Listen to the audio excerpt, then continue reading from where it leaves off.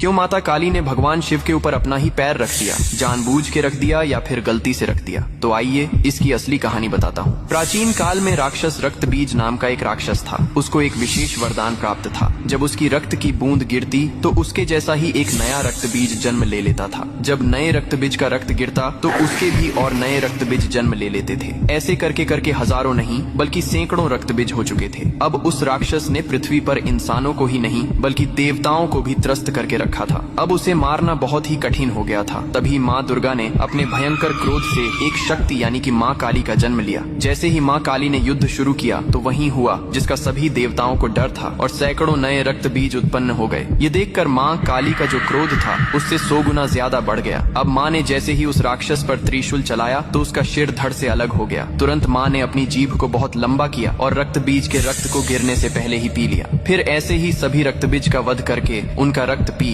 कर उनका क्रोध अब 100 गुना से 200 गुना बढ़ गया था। धरती कांपने लगी थी, समुद्र मथने लगे थे, देवता भयभीत होकर इधर उधर भागने लगे थे। तब देवताओं ने भगवान शिव से प्रार्थना की, हे महादेव, आप ही माता काली के संताप को शांत कर सकते हैं। शिव ने देवताओं की पुकार सुनी और माँ काली के सामने युद्ध भूमि में पहुंच गए। लेकिन माँ अपने तांडव में इतनी लीन थीं कि उन्होंने शिव को भी नहीं देखा। तभी भगवान शिव ने स्वयं माता के चरणों में लेट गए। जैसे ही माँ काली का पैर अनजाने में शिव के सीने पर पड़ा, तुरंत उनका क्रोध शांत हो गया। उन्होंने नीचे देखा तो अपने प्रिय पति शिव थे। यह देखकर उनकी जीभ शर्मिंदगी से बाहर निकल आई। इसके बाद शिव ने मुस्कुराते हुए कहा, हे माँ, तुम्हारा यह रूप सृष्टि के संतुलन के लिए था, लेकिन यह रूप अब धरती पर बहुत धाम से पूजा जाएगा। यही कारण है कि तस्वीर में और मूर्तियों में माँ काली को शिवजी पर खड़े हुए दिखाया जाता है, जो बहुत ही शुभ